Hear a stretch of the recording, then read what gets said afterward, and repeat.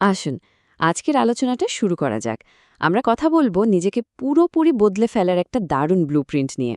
এই আলোচনাটা বিশেষ করে তাদের জন্য যাদের মনে হচ্ছে যে আরে আশেপাশে সবাই তো এগিয়ে যাচ্ছে, কিন্তু আমি কই, আমি তো এক জায়গাতেই আটকে আছি। তো চলুন এই ব্যাপারটা নিয়ে একটু গভীরে যাওয়া যাক। প্রথমেই যে প্রশ্নটা মাথায় আসে সেটা হলো, কেন অন্যরা সফল হচ্ছে আর আমি হতে পারছি না? এটা কিন্তু খুব কমন একটা অনুভূতি। যখন দেখা যায় বন্ধুবান্ধব বা পরিচিতরা জীবনে এগিয়ে যাচ্ছে কিন্তু নিজের বেলায় তেমন কিছুই হচ্ছে না, একটা হতাশা কাজ করে। কিন্তু প্রশ্ন হলো, এর আসল কারণটা কি?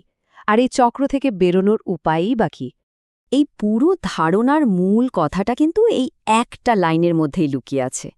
ভাবুন তো, একটা বড় গাছের ছায়ায় কি একটা ছোট চারাগাছ ঠিকমতো বেড়ে উঠতে পারে? পারে না, কারণ তার নিজের আলো বাতাসার জায়গার দরকার হয়। ঠিক একইভাবে অন্যের ছায়ায় বা প্রভাবে থাকলে আমাদের নিজেদের সম্পূর্ণ বিকাশও কিন্তু আটকে যায়। তো চলুন আমাদের প্রথম ধাপে যাই, যেটার নাম স্থবিরতার ফাঁদ। মানে, কেন আমাদের পরিচিত পরিবেশটাই আমাদের উন্নতির পথে একটা বড় বাধা হয়ে দাঁড়ায়, আর এই ফাঁদ থেকে বের হওয়াটা কেন এত জরুরি, সেটাই এখন আমরা দেখব। অনেক সময় কি হয়, আমাদের খুব চেনা জানা গণ্ডিটাই, আমাদের বন্ধুবান্ধবরাই আমাদের বিকাশের পথে বাধা হয়ে দাঁড়ায়। একই জায়গায় একই রকম মানুষের সাথে বছরের পর বছর থাকলে ব্যক্তিগত গ্রোথ একদম থেমে যায়। তাই যদি দরকার হয়, নিজের চেনা শহরটা ছেড়ে নতুন কোথাও যেতে হবে, বা অন্তত সেই বন্ধুদের সঙ্গ ছাড়তে হবে যাদের সাথে থেকে গত কয়েক বছরে নিজের কোনো উন্নতিই হয়নি।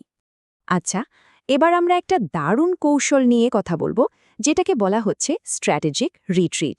মানে, কৌশলগতভাবে পিছিয়ে আসা।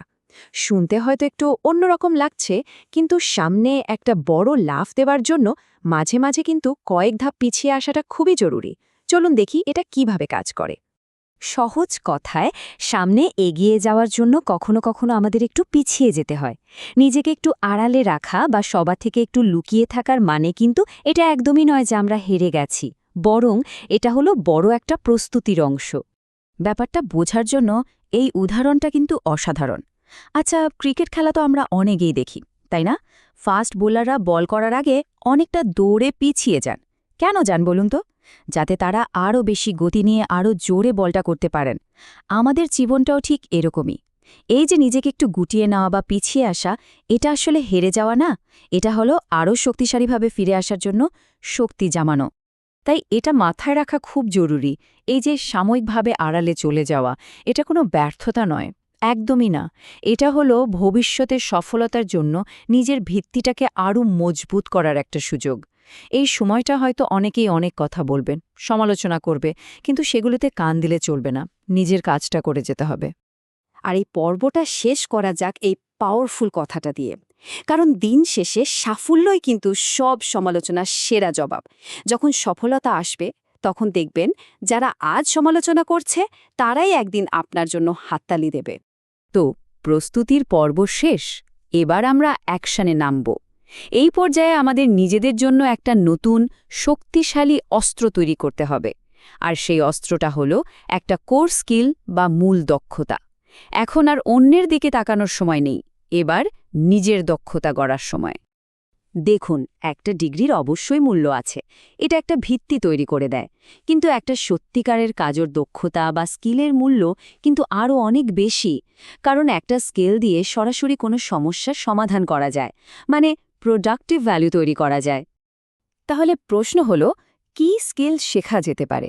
এখানে কিছু উদাহরণ আছে: video editing, graphic design, coding, YouTubing, এমনকি ভালো রান্নাও কিন্তু একটা দারুণ স্কিল। আসল কথা হলো, এমন কিছু বেছে নিতে হবে যেটার প্রতি নিজের একটা প্যাশন আছে আর যেটাতে মাস্টার হওয়া সম্ভব। আর কোনো স্কিলে মাস্টার হওয়ার পথটাও কিন্তু এখানে পরিষ্কার বলা আছে। প্রথমত, হাজারটা জিনিস নিয়ে না ভেবে যে কোনো একটা স্কিলের ওপর ফোকাস করতে হবে। এরপর এমন একজনকে খুঁজে বের করতে হবে যিনি হবেন আপনার মেন্টর। তারপর অন্তত ৬টা মাস আর কিছু না ভেবে ওই একটার পেছনে লেগে থাকতে হবে। শেখার জন্য অনলাইন কোর্স বা ইউটিউবের মতো ফ্রি রিসোর্সের সাহায্য নিতে হবে। স্কিল তো না হয় ডেভেলপ করা হলো, কিন্তু এর পাশাপাশি সবচেয়ে জরুরি কাজটা হলো নিজের ওপর ইনভেস্ট করা। কারণ আমাদের সবচেয়ে বড় সম্পদ কিন্তু আমরা নিজেরাই। নিজেকে যদি একবার ঠিক মতো গড়ে তোলা যায় তাহলে আর কেউ পেছনে ফেলতে পারবে না। নিজের ওপর বিনিয়োগ করার 3টা প্রধান দিক আছে। 1. নিজের স্বাস্থ্যের ওপর, 2. নিজের অভিজ্ঞতার ওপর, আর 3. নিজের জ্ঞান বা শেখার ওপর। যেমন ধরুন, স্বাস্থ্যের জন্য জিমে ভর্তি হওয়া বা নিয়মিত ব্যায়াম করা। এটা শুধু শরীরকেই ফিট রাখে না, আত্মবিশ্বাসও বাড়িয়ে দেয়। অভিজ্ঞতার জন্য টাকা জমিয়ে নতুন নতুন দেশ ঘুরে দেখা যেতে পারে। এতে আমাদের দৃষ্টিভঙ্গিটা অনেক বড় হয়। শেখার জন্য ইংরেজি ভাষার মতো একটা জরুরি স্কিলে সময় আর টাকা ইনভেস্ট করতে হবে। আর সবশেষে এমন মানুষদের সাথে মিশতে হবে যারা প্রোডাক্টিভ, পরিশ্রমী আর সৎ। আর এই সব কিছুর ফল কি হবে?